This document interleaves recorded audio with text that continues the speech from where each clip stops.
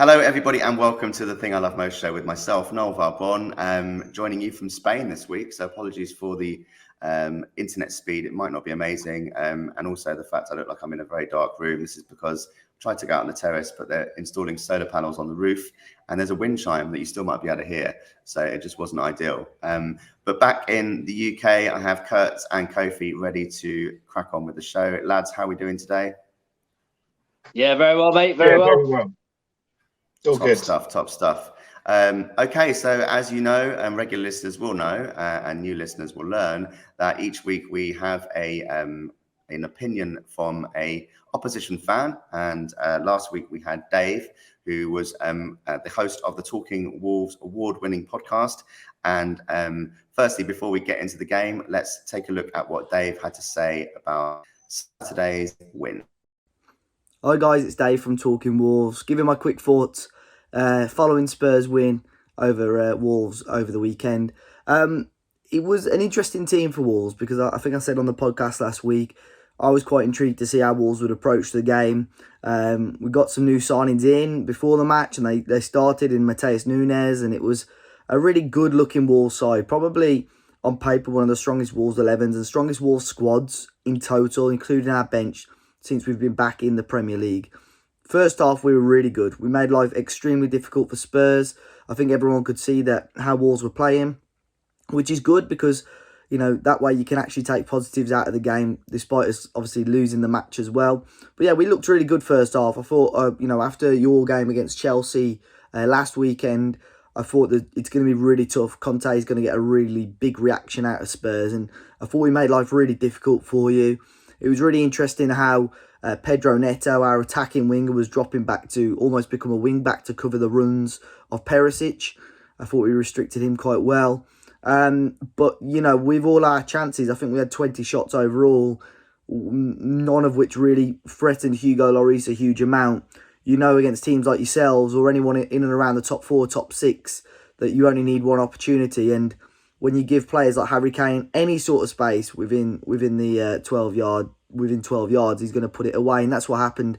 Our only sort of big mistake of the game, really, it came from the corner.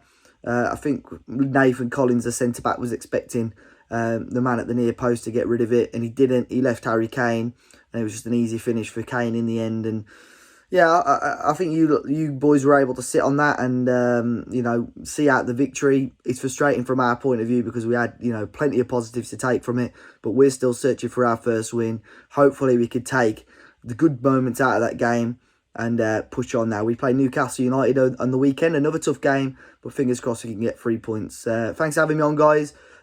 Best of luck for the rest of the season, obviously apart from when you come to Molineux. I'll see you soon. Thank you very much, Dave, for that. A very good assessment, actually. I agree with what we said. I think it's, from a Spurs point of view, again, very frustrating game, I found. Obviously, we managed to get the win and, we looked better second half, but still, that first half, Wolves should have been ahead. That was obvious for everyone to see. They were dominating the game, and with better finishing, they could have and they should have. So let's just start with that. I think let's start at the beginning in terms of that first half performance. Obviously, the changes that were made was Perisic for Sessegnon. I thought he did well, Perisic. I think he got man of the match in a few people's opinions. But I still think he didn't really do enough in that first half. I thought Emerson, again, did okay. We were talking about, obviously, on our WhatsApp and, did okay. Did he do enough? I don't know. I think the frustration with Royale, and it must be frustrating for him, is the fact that he does get himself in those situations, and he did a couple of times, and he did win a corner, but it's the final ball. That's what we need. We need an end product from our wing-backs, and Perisic showed that can be possible. So I think, fingers crossed it will improve, or fingers crossed Jed Spence does get an opportunity. So let's start with that first half, Lee.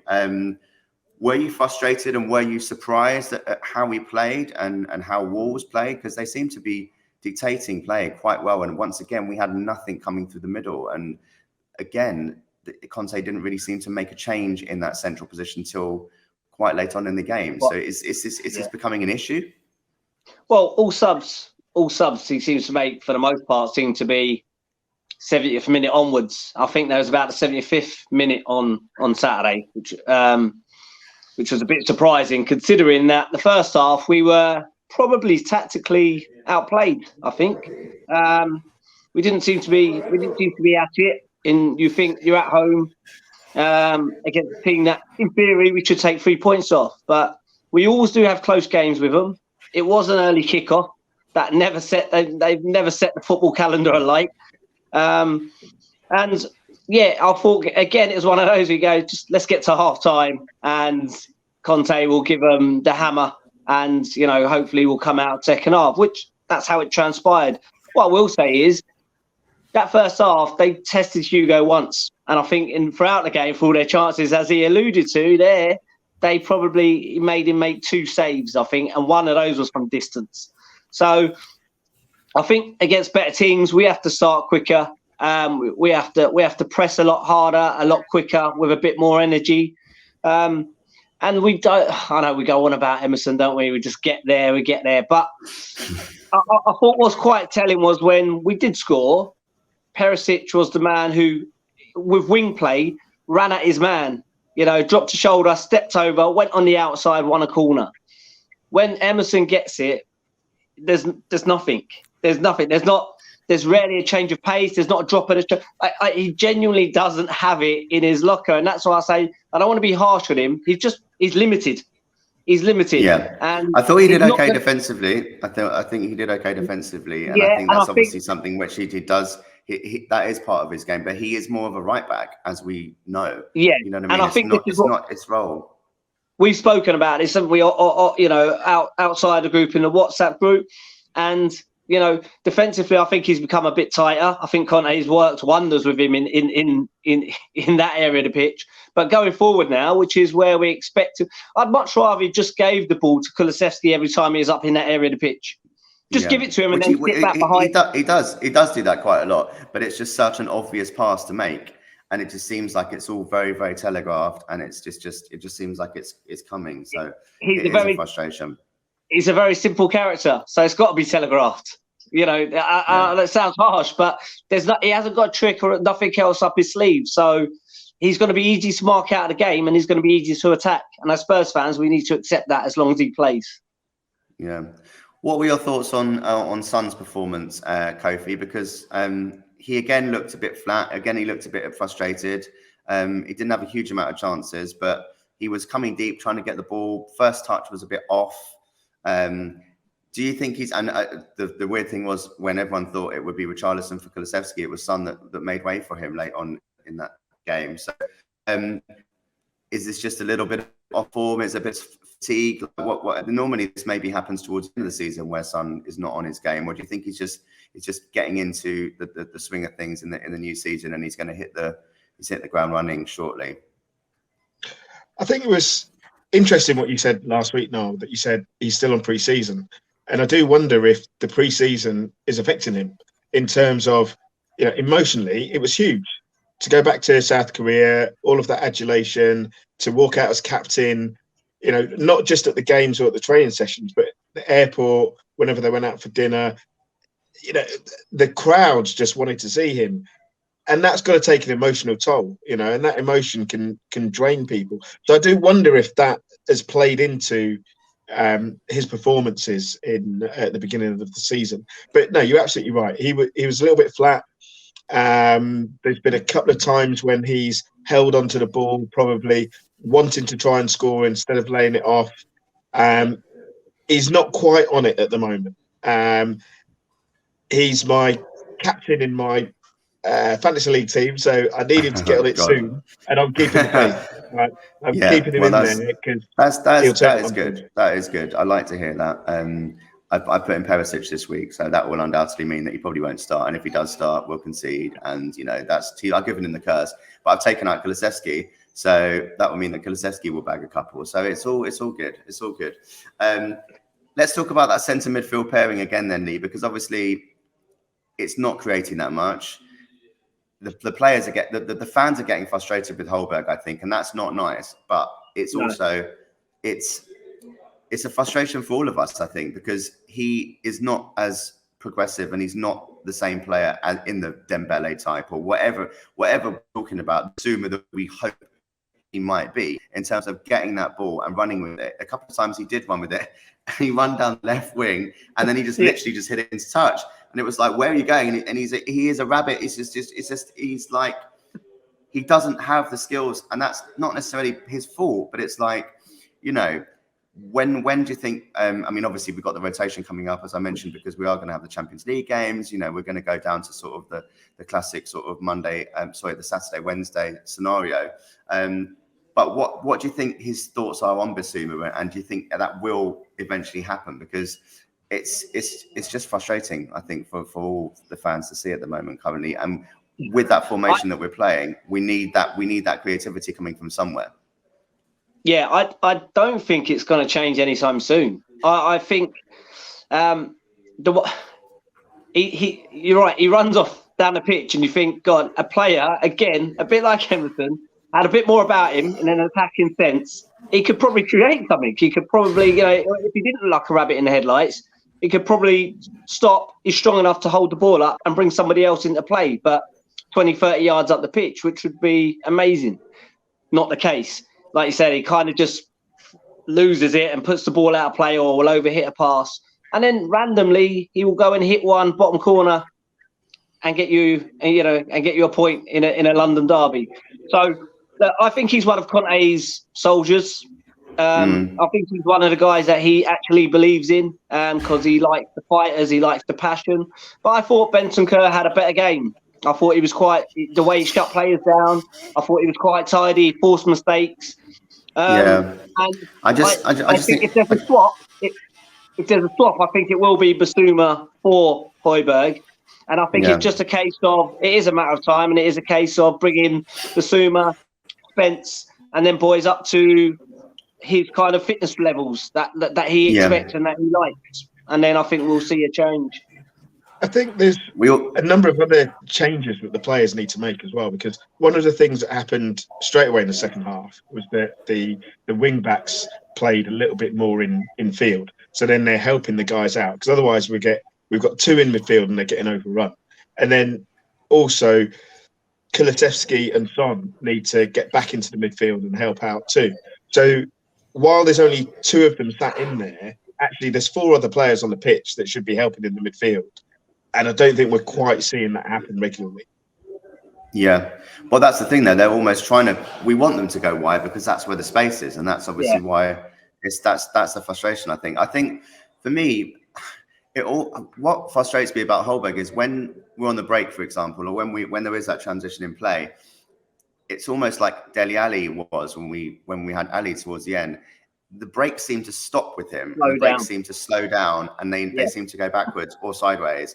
And it's like that's not the time. And even Son was the same. And that was really frustrating, because there was a few opportunities where it was like Son had just a guy to run at, and he was like, he sort of jogged around a little bit, and then he just laid it off to Perisic, and it was like, what are you doing? Like, run! Like, where's the mindset?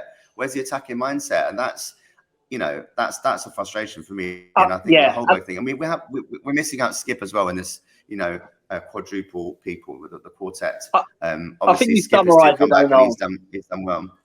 I think you summarised it quite well there in terms of the actual frustration. The genuine frustration is we have chances to move the ball on out wide into areas where we have players who can run and attack, you know, and we're quite good at counter-attacking, and we have players with pace.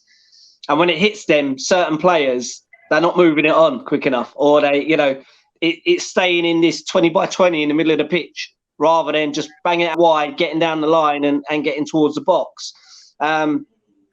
And I think from a Tottenham fan's point of view, we're used to players attacking. We're used to a flair player. We're used to a player with pace. We're used to somebody running at. Honestly, watching Perisic win that corner that we end up scoring from, it was beautiful. It was so refreshing. Yeah. Like I can't remember the last time. I know Kulusevski goes past somebody, but actually a player in winger tradition running at someone, doing a step over, sitting them down, and going past them.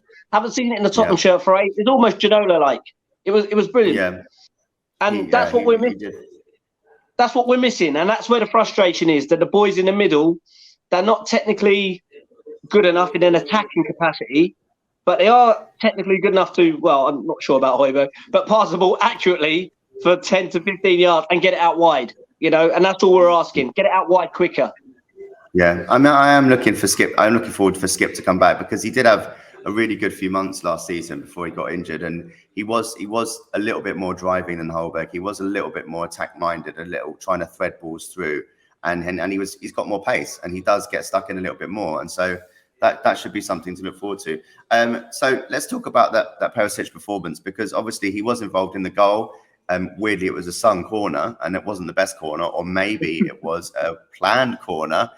I'm not so sure, but it was flicked on, and as Dave from Talking Wolves said, obviously it was a bit poor defending from Nathan Collins, who just let Kane go. Kane gave him a bit of a step forward, step to the right routine, and then basically was able to head into an empty net. But it was Perisic's sort of attacking thrust in that second half, which was the difference, and he should have scored as well when he had that.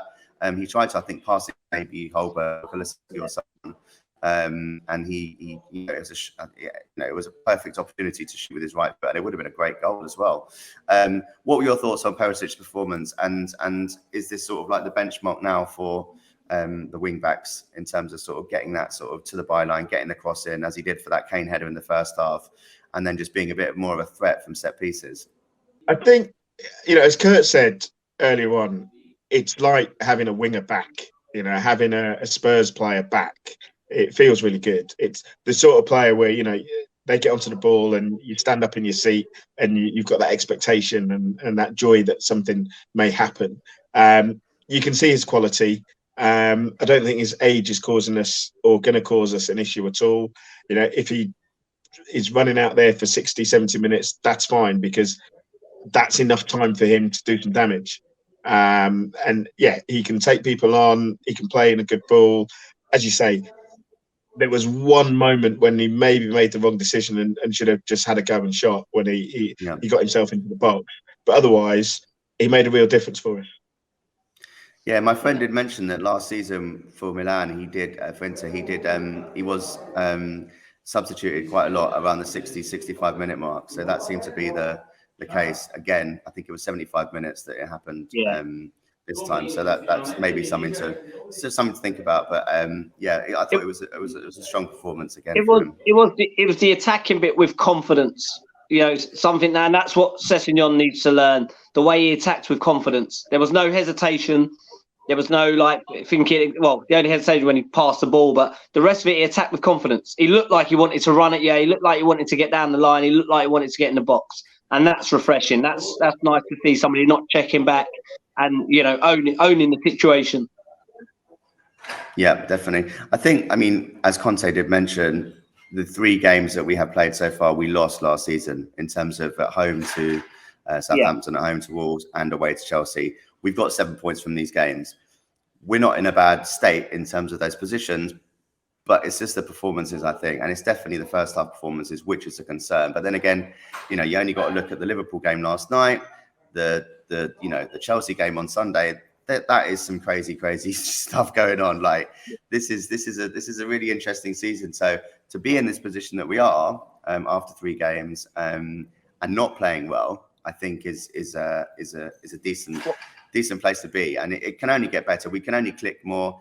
I'm still hoping for Jed Spence to come in. I'm praying. I'm still hoping for Basuma to start.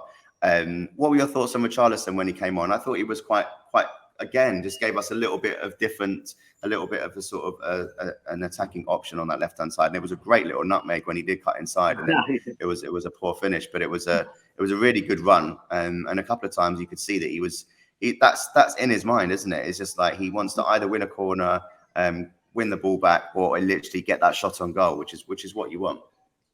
He only knows one way, doesn't he? He's selfish. He's played in a team where he was the main man and he was responsible for carrying them forward with very limited support and trying to score goals and trying to do extra bits himself. So he only knows one way. And actually, he came on. He looked sharp again. He looks like he's chomping at the bit to start. But obviously, I think he's approaching it in the right way because he don't want to get on the wrong side of Conte. But he looks like he's doing all the right things. He looks like he's embraced he's embraced his current position. He looks like he's pushing for a start, and I don't think he's too far off. His son looks a bit out of sorts. He looks a bit leggy. he looks like he's snatching at chances at the moment rather than, he looks like just missing that bit of composure. So maybe a little bit of frustration in there. And I don't think Richarlison is far off. Like I say, we've got a few games coming up now. So I think he's done more than enough to say, look, you either give me a full half or you let me start a game. I think that's coming. So fair play to him. So you think it might be Son who gives way and not Kulusevski, obviously? Yeah. I know, and we wouldn't have called it. I wouldn't have gone that way before. As Kofi said last week, the Golden Boot winner. Well, indeed, but he does have these little dips in the season. He does have them. So I think, as Kofi's alluded to there, it was a long pre-season for him. Not in terms of he's playing some friendlies away with Korea as well, and then he was back home, and so it looks like he's just not as sharp as the others. He doesn't look as sharp as the others, which is really un-Son-like, So I think what's fantastic, and I was one that wasn't sure about the Richarlison transfer, is that after many, many years, we've got a striker that knows where the goal is, that is happy to take his opportunity. He knows that he's joining the club, he's going to sit on the bench to start with, but there's an opportunity to take. And we've had either someone who's been good enough but hasn't wanted to do the job, or is happy to do the job, but when they come on, they can't quite perform. And it looks like actually he's the perfect foil for the three guys that we've got up front. And I think any one of the three, in terms of off form, injured, not quite doing it, he can come on in any of those positions. So he's a great player to have, and he'll get his opportunities. I know you're going to wrap it up, Noel. I know you're going to wrap it up. I just don't want. Just going to say another comment. Sorry. Here he is. I don't want it to go unsaid. They talked about they talked about Kane's goal and his movement. It's world-class movement, and it's a shit. To hold the defender, to take him one way, take him back, and then lose him. He would have done that to a lot of defenders that marked him. It was world-class movement, but 250 goals in a Spurs shirt can't go unnoticed. 100%, and obviously, the most goals for a single Premier League club as well. So he's just gone above Sergio Aguero. So absolute stunner. Well done, Harry. Congratulations. Do you think that Conte is considering for maybe a game? I don't know if he do it against Forest, playing Kulusevski at right wing back and putting Richarlison on in his place, because he has mentioned that Kulusevski plays right wing back. I know obviously Mora came on again, but that for me would be the first team. That's probably what I would go for in terms of when you are going to dominate possession. Kulusevski is going to give you a lot more creativity, and you're still going to have that attacking outlet. Obviously, with the harder games, when you're almost playing a back five, like the Chelsea game, I wouldn't have suggested that, because obviously Kulusevski is not the best defensively, but still, I think there should be a few games where he might do that, because it just gives Richarlison, Son and Kane the chance to start together. From what I've read, Kulusevski struggled a little bit in Italy when he was playing at right wing back, and he's a lot happier given the freedom to be playing higher up the pitch. I know that was coupled with the fact that he wasn't playing every game, so he was a bit irregular in the minutes that he was getting. But kind of in what you said, Noel, from what I've seen, he's great going forward. I'm not sure what he's like defending. He gave away a really stupid foul in that first half. I was like, oh no, like stop that. And if Wolves had scored from it, it would have been really, really annoying. Like, it was just a stupid free kick. One of those ones where you just literally the player's just coming across you and he just took him down. But it was a really dangerous area. So frustration all round. So it's that time of the show where we speak to an opposition fan when we preview the upcoming weekend game. And this week we are away to Nottingham Forest. We're off to the City Ground, which is going to be a great occasion. Great to see Forest back in the league. And we are joined this week by Mr. Dorr from Dorr on Tour. So welcome, Mr. Dorr. Lovely to see you with your brilliant Forest backdrop, making us all look like complete amateurs with my flowing curtains. But how are you doing, buddy? Welcome to the show. So what's your sort of like thoughts on the current situation? What's your current situation in terms of the first three games? Because obviously I think it was 1-1, drawn 1 and lost 1. Not bad for a promoted club. Obviously frustrations, I suppose, from conceding a late equaliser on Saturday at Everton. But how have you found the Premier League, being back in the Premier League, and how do you think the team performing? First of all, thank you for having me on the show, and it's so excited to be back in the Premier League. It's still unreal, as everyone knows the story what happened last season, but just to be back, it's just amazing. The first 3 games, like I said, Newcastle, like I said, that game was like, it was unreal, because like I said, going to big clubs like Newcastle and going to future clubs in the future, it was more of a hit, because like I said, we thought, because as you mentioned, we brought so many signings, we thought, oh, we're gonna just walk over the other teams, blah blah blah. But Newcastle thought, oh, okay, you think you're big guns now, and it was rude awakening. It was rude awakening, and that's what it was. And there was the better side in us. And then we had West Ham, and then we, as you know, we kept buying more and more players. But that game at City Ground, we beat them 2-0. I know you lot don't like West Ham, but West Ham were a good side. they were a good side. So, but it was a really good performance. What was the atmosphere like at the City Ground for the home game? Fantastic, absolutely fantastic. Like I said, it's been 23 years. We're playing the big boys, and the atmosphere was just mad. I'm not gonna say it was like playoff. It was like the playoff semi-final second leg, loud. But as you know, like I said, we're back in the Premier League. Everyone's so excited, and from start to finish, it was like Championship. Like I said, we wasn't that loud, but the Premier now we're back in the Premier League. Teams are going to be afraid, and now these teams are going to be afraid. So I'm gutted that I'm not going to be there. I'm gutted I'm not going to be there, because it's going to be a great game. So let's talk about some of these signings, because there is a massive amount. I mean, what happened at the end of last season in terms of whether, I mean, obviously we've got Jed Spence now, and who was amazing for you, and we still haven't even played him yet. We got it because we think he's going to be really, really good. But what was the situation like? Why? It's very, very rare that a team buys 17 or so players. That's just a bit insane. We bought, I think, now 7, and you know we're excited at that prospect. So what was the situation? Was it the fact that you had a lot of loan players like Jed Spence who went back to their parent clubs, and so they weren't able to obviously continue, or did you just offload some, or did some just come to the end of their contracts? How did it transpire that you had to buy so many players all at once? Let's keep it real. Like I said, we had to. As you mentioned, we had Spence. We had 5 loan players, players out of contract, the players who wanted to leave. Altogether, it was players that have left. It's 14 players. So we had to recruit. People going on, like I've heard on social media or mainstream media, we're doing a Fulham. We're not doing a Fulham. We're not doing a Fulham at all. If people who know the history of why we had to, because you mentioned Spence, he's gone to Spurs. We had to get someone to replace him. We brought Nicky Williams. We had 3 number 10s.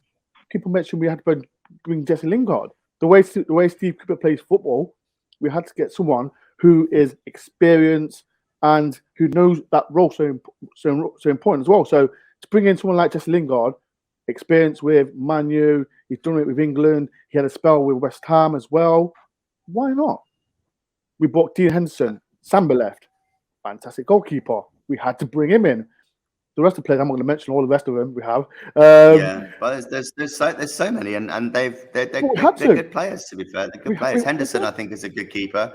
I think Lingard is a good addition. I think Dennis will be a good player, Emmanuel Dennis, but I think he was proven in the Premier League with a poor team. So, you know, I think that's a good striker to have. And Williams has been a revelation. I think he's been class, especially in fantasy league. He's only 4 million. He's been the biggest goal threat in your team. He's having loads of long shots. Exactly. He's class. He's really, really good. The point is, right, like I said, we had to get this player for each position. And like we mentioned Dennis, we lost Lewis Grabban, who was so good for us last season. We had to replace him. So with all these people saying, people need to remember, like I said, we've been in the Championship for 23 years. And with teams like Bournemouth, Norwich, Fulham, they had Premiership quality. we have players who altogether players who were worth 6 million. The other teams, like I mentioned, they cost 12 million and plus. So Yeah. we're buying project players. They're not going to come cheap. So I know we course. spent like 147 million on all these players. In hindsight, we had to. So Yeah, it is what it's a it is. necessity. No, I completely appreciate that, and I think it's something that teams have to do when they come to the Premier League, and obviously, especially if you were in the situation that you were, where you lost a little players. So let's talk a little bit about Jed Spence, because we were all really excited when he signed, and the frustration I think on our side, one, is that we haven't been able to see him play in a Spurs shirt properly. He did play a little bit against Rangers in a friendly, but also that obviously Conte said that it wasn't his signing, which was tainted it a little bit. And then also the fact, obviously, we've got Emerson Royale playing and Doherty are both ahead of him, it would seem, at the moment in the pecking order. But what's your thoughts on him as a player, and were you gutted to see him go? The thing about Spence, like I said, everyone knows how he was last season with Nottingham Forest. The phrase is, you never fall in love with a lone player, because as we know, he was. It's true though. Like he was fantastic for us, but everyone knew. Every Forest fan knew that he wanted to go to London. Spurs was close to him. Everyone knows he's a London boy. Everyone knows the story with Middlesbrough as well. Like I said, he had an attitude problem as well, but. There was little bits of saying he had issues with Forest, but we didn't see that. We saw the thing what he saw on the pitch. So we're going to Spurs with him not playing. I know you mentioned you got Emerson Royal, you got Doherty. Listen to me, we're in the Premier League. It's not going to be so easy to get in that side, because we know, as you know, Spurs, they want to be in the top four. They want to try and win trophies, blah blah blah. Yeah. It's not going to be easy. So I understand. I get it why he's not starting. I understand Conte said he's not his signing. It's a club signing, but he's a person. He's raw talent. This is the problem. He's a raw talent that he's under a manager that's a winner, and it's going to take time for him. It's going to take time for him, but I still think Spurs have got a fantastic signing, but he needs to learn to do a few things. Don't get me wrong. He's fantastic, but it's the next level now. Like Spurs, he wants to be. There is a step up, isn't there? But at the end of the day, you guys played quite a few Premier League teams in your FA Cup run as well, and you beat Arsenal all over them. Yeah, we walked with Arsenal. That's all that matters. Exactly. So let's talk about the game on Sunday. Obviously, as we said, it's amazing to have you guys back, and it's going to be a good atmosphere at the City Ground. With your performances that you've had so far, you've looked reasonably decent defensively, not too crazy. I think Henderson, as we said, has been a great signing, and I think he's a really, really good keeper. So what sort of game should we expect at the City Ground from you guys? Are you going to sort of come at us and attack us, or do you think you're going to sit back? And how do you think you're going to play, obviously, against the likes of Son and Kane and Kulusevski, who obviously are quite dangerous? Well, I'm mentioning players. I'm scared already. But it's just to me, with the crowds I've got, the atmosphere is going to be mad. But we've got to be on front foot, because, like I said, Spurs, they've got quality players all around. You mentioned Kane, Son. Who can I mention as well? You got a quality keeper in Lloris as well. You've got a good side. So we've got to be careful. Like I said, when we played against West Ham, West Ham, they had a few good chances, but Spurs are better than them. They've got better quality players than them as well. So we've got to be careful on how we do. We have got weaknesses as well. Like I said, I'm not going to tell you what the weaknesses are, but I'm not sure. I'm not sure Conte listens to the show. Of course he does. You never know. You never know. Everyone watches Spurs thing, so you never know. But this is true. But yeah, Spurs, they've got a good side. We've got to be careful. Like I said, I just mentioned when we played West Ham, they've got players like Antonio who was going for our defence. So when you mention Son, especially Son, he's a good player on the wing. So we've got to be carefully as well. We've got to win that midfield battle as well, and that's so important for us, because we won the midfield battle against West Ham when you play against Rice. And we have played someone like Mangala making his home debut. It was his first start. We thought, wow, what a player. So Mangala's got to be up against the Spurs midfield, whoever you play, to have that battle. But like I said, it's going to be a tough side. It's a free hit for us. it's a free hit, and that's how it is. Because, like I said, you lot are quality all around, and we've got to be careful. But it's going to be a good game, and I can't wait. So who's going to be starting up front for you guys? Because obviously we had, is it Anyoe who obviously got the goal? Is it going to be Dennis? Yeah, is it going to be Dennis who's going to be playing? What's going to be your formation? I think the formation is going to be the same as Cooper does. We play a 3-4-2-1-2. We brought Dennis in for Watford, but the player that you've got to be wary of is Brennan Johnson. He scored against Everton on Saturday, and he's a quality player. I know Spurs were looking at him as well, and he's a quality player. We got quality around. Like I said, we brought Dennis from Watford, Tawiwani from Union Berlin, who's third top scorer in the German league. We've got Jesse Lingard as well, and we're slowly getting there. I know we brought, like I said, 15 players in, but if you look on paper, we've got a good side. Will it happen on the pitch? It's still early days, and Brennan Johnson, like I said, he's the player that Spurs have got to want with his pace, and I can talk about Brennan Johnson so much, but he's a quality player. I like Johnson. But let me just grab your attention and let's talk about Gibbs White. I forgot about him. I forgot about Gibbs White. See, I can't remember. Gibbs White. When he played against Forest, he scored patches every single time. Okay. And Steve Cooper, he played under Steve Cooper with England on 17, Swansea as well. And he's a quality player. And for him to sign to Forest for 25 million, like everyone talks about, the price, blah, blah, but Steve Cooper can get the best out of him. He can play in that front three. He can play in a 4-3-3, 3-5-2, whatever you want to call it. But I personally think he's a young, I mentioned the word raw talent as well, and he's quality. And like I said, I think he can do well in the Premier League. I know everyone said he's not had a Premier League experience, but it's always, like I said, it's raw like Spence. I think he can do it, but it will take time. I've watched him with the England age groups, playing in various tournaments. He's a player I like. He's he's young, but he seems quite mature in his approach as well. So I think when everyone's talking about the price, I was like, and then you realise, it's 25. Me too. Yeah, but it's media, isn't it? So it's 25 with all the add-ons, but 25 for a young English player isn't much really these days, is it? So it's not. Like I said, for me personally, I thought we would get for 20 million. And that's my personal opinion. But you look at on a high scale, like I said, he's a young English talent, and these English talent are not cheap. And like I said, we mentioned Steve Cooper can get the best out of him, and I personally think he can do it. So hopefully he scores his first goal on Sunday. It's just all the data up. Kofi, over the weekend. Kofi, go on. No, go on, go for it.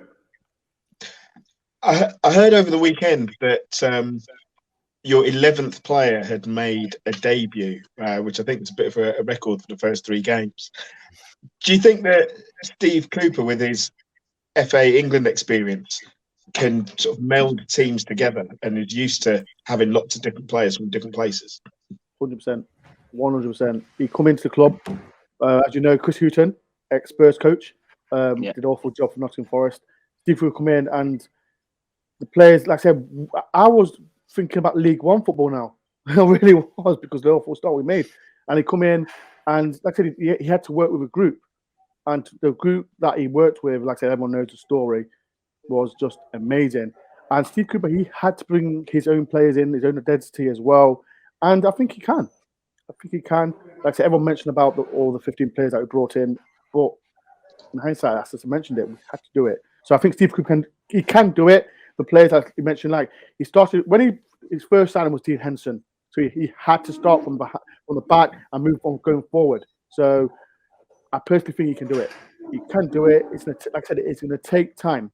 It's going to take time to get all his players gel, and when we do, he's going to prove so many people wrong, especially the mainstream media. Because, like I said, I've seen a few people having a dig at us, but like I said, they need to know the story. Talk to a Forest fan like myself, and then we go forward from there. So, Lee, do you think the lineup is going to be the same on Sunday for us in terms of Perisic starting on the left, Royale starting on the right, and then sticking with the two in the centre, Holberg and Bentancur, and then obviously sticking with Kulusevski, Son, and Kane up front? Do you think he will do the same team? Yeah, I think he goes the same lineup. I think Perisic starts again. I feel like if there's any changes, it would have been maybe Son for Richarlison, but I don't think that will happen this week. I think Son will start, and I think there will be a better response, especially away from home. Like we was talking about playing at home recently, and although we've got a good record, we don't seem to start games particularly well at home at the moment. Whether it's the expectation or the tension, I'm not sure. So I'm going to go with the same starting 11. Okay, all right, and let's go to you for your first prediction then. Let's see what we're talking about here. See how confident you are. Kurtz, go for it. What are we thinking?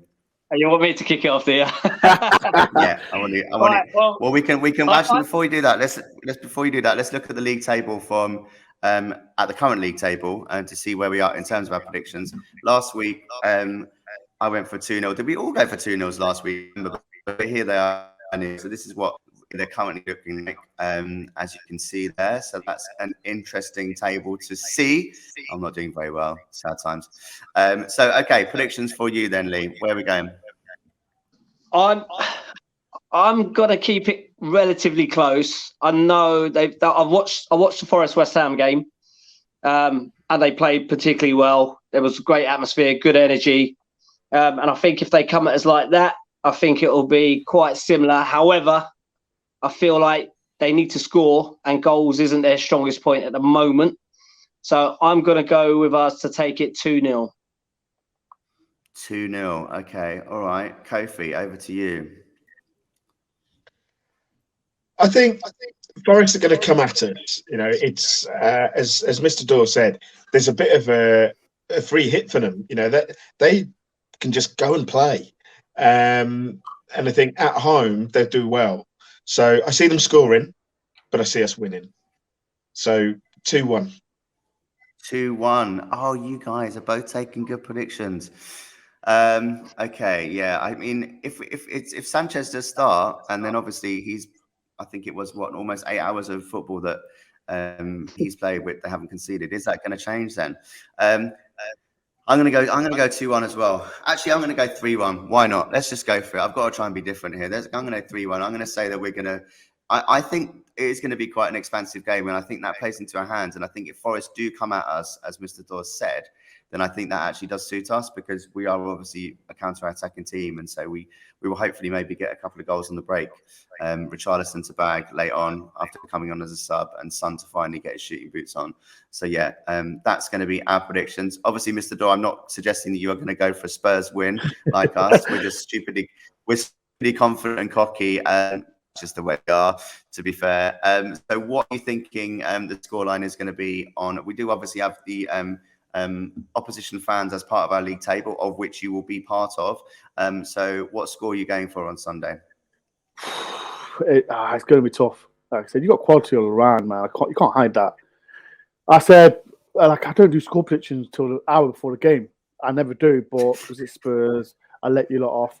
I've got to say it's going to be a Spurs win. I think Spurs. I'm going to mention what Kofi just said. I think 3-1 Spurs, because when you got players like Kane, Son, quality all around, and the way I'm a bit worried with our defense. Like I said, I don't know if you saw, Joe Wall has been given so much stick this week, and but when you got quality players like Son running at you. If we keep him quiet, in real life, if we keep him quiet, we've got a chance. But he has been quite quiet this season so far. So you might well. Listen to me, we can't be doing that. These Spurs team, or any other team, they're not going to feel sorry for us. But I've got to say 3-1 Spurs. 3-1 Spurs. Okay, you're going with my prediction as well. Lovely stuff. Well, thank you so much for coming on, Mr. Dorr. It's been an absolute pleasure to meet you. So if we could just ask you to just do a little video review of the game, which we can then listen to on next week's show and respond to. But yeah, best of luck for the rest of the season, buddy. Great to have you on, and we will talk to you when you come to the Tottenham Hotspur Stadium later on in the season. Thanks for having me on. Like I said, hopefully a big win for Forest. Nice one. Right. Peace Take and care, love. mate. Thank you. Cheers. Take care. Nice Bye-bye. one. Strong prediction there from Mr. Dorr. So a few things to mention before we do go. We've obviously had departures this week. We have Ndombele and Lo Celso leave the club on loan. And then we also have a signing who's returned to their parent club, which is Udogie. Udogie is how you pronounce his name. He looks really good. I'm really, really excited to see him. More competition, obviously, on that left-hand side, and obviously someone else to maybe learn from Perisic. And obviously give Sessegnon that bit more pressure, I think. So are you happy to finally see Lo Celso and Ndombele out the door, Kofi? And do you think that obviously in terms of the wages, that's a big thing to get them out, and in terms of also the foreign player limit that we have within the squad, but and I suppose it's really just Winks remaining, isn't it? And Brian Hill, if Brian Hill does head off this week, as mentioned. Yeah, I mean it's good, but it's not easy to say because it's a frustration. You know, I know that Ndombele didn't have a great season in France either last season, but the frustration is he's got all the skills, he's got everything that a baller could want, but it's just delivery. Come on, you know, and that effort. So yeah, it's good that we're not paying their wages. They're going to get some football, and they're not at the club, because that thing that we've heard in the press of the four guys training away from the other team, it's not good for the spirit of the squad. If you look over to the other pictures and there's players, it's just not a good thing. So it's a good thing that they've gone, but said with a heavy heart, because there's still a frustration in there of what could have been. So now it's remaining. It's obviously just Winks and Reguilon, isn't it now? And Reguilon, they're talking about maybe even going to Forest, adding to their plethora of signings. And obviously Winks is still around, which is sad to see. I mean, on Dembele's situation is just so frustrating, as you said, because he's so class, he's so talented, but it was just that application, wasn't it, Lee? Which we found so frustrating. Mind-boggling, because I think every Tottenham fan that's seen him play in the flesh as well as on the telly, you go, his ability was there for all to see. And how you just don't apply yourself. Like, what would you want? You're actually living the dream. You know, you're living millions of people's dreams, and you're talented with it. You're making ridiculous amounts of money. You're playing on the best pitches week in, week out, and you just go, nah, not today. You know, and I think it was last season, the game at the Tottenham Hotspur Stadium against Chelsea, and he was on the floor like with 5 minutes to go before half time, you know, almost like he had cramp, and that was it. There's no coming back from that. I think the fans were pretty much turned on him there and then. But as Kofi said there, I hate the fact that you hear it at other clubs, but I hate the fact that we would have 3, 4, 5 players training away from the first team. I don't like that. I don't like that within football clubs anyway. I don't like that as a setup.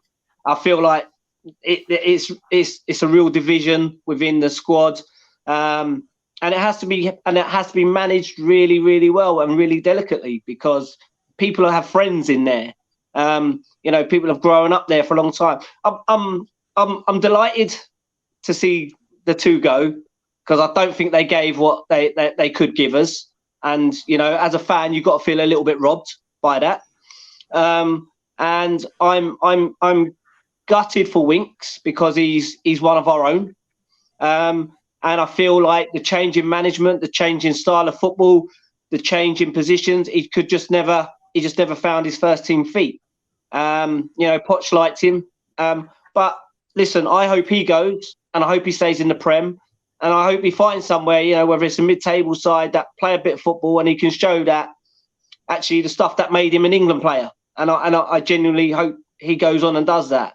And Reggie, you know, once he gets his ADHD sorted, he's a solid left back. You know, a little bit more composure when he's flying down the line, and it just hasn't worked out. He doesn't have the composure. But what's good for Reggie is good for Emerson. Just saying. So Oh, just saying. Just saying. oh, what? So And a word on Udogi. Obviously, did good stats in the Serie A last season, and obviously gone back to Atlanta, I think. But obviously, Patrici and Conte both wanted him. It was someone who they sort of have scouted and discussed, and he looks like he's got some good skill set. yeah, life after Perisic. Moving towards there. You say we'll have 3 players down that side of the pitch now as well. And in our current setup, in our current time, you'd have all 3 of them. You'd have all 3 of them. So, Perisic get us through this season, get us through next season. Sessegnon with that experience, and then Udogi to come in after that. A little bit of continuity. You can't go wrong. You can't go wrong with that. So, yeah, I hope he has a good season there, and I hope he comes in and joins us, and and shows what he can do with us as well. That makes me feel, that there's future in Conte being at the club. I don't want to say too much. It's true, actually. Yeah, that is true. That is true. The guy seems to be planning ahead, as opposed to I'm here for 2 years and that's it. Yeah. I think he'll be here for a while. I think he's liking what he's seeing, the progress, and he's making it his own, to be fair. And that's what he's wanted and he needed it. And yeah. He made Levy stick his hand in his pocket, so he likes it. Well, he called him out, didn't he? And I think as we said in the beginning of the first podcast, it was like he was gonna go one way this season. It was either, Levy was gonna have to do that, or the fans were just going to go absolutely mental, because obviously Conte is one of the best coaches, if not the best coach we've ever had in a very long time. So it's like, this is the opportunity now, and he should be listened to, and when he started slating the players that were bought, that was the time. That was the sign when he was saying we've got 4, got 2 in, but it was like the difference in quality and why they sold him. And that was a killer press conference. Levy must have been watching that literally just like head in hands. And then hand in pocket, head in hands, hand in pocket, basically. But yeah, it has worked. So it worked. I think that the sad thing is that Poch wasn't really given the same amount of trust or money, to be fair. And I think that is a sad thing. But maybe he didn't have the same tactical nous as Conte does, or definitely experience with winning. So interesting. Time will tell. So, well, thank you, gents, once again, for having you on. And apologies if there were any internet issues my side. I will hopefully be at a better place to record next week. So thank you to Dave from Talking Wolves, who obviously sent in his video review. Thank you to Mr. Dor from Dor on Tour podcast, the Nottingham Forest fan there, who is very entertaining, and we wish them all the well. We wish them all the best this season. So good stuff, guys. Thanks for coming on once again. And fingers crossed we get another 3 points on Sunday. And as always, come on, you Spurs.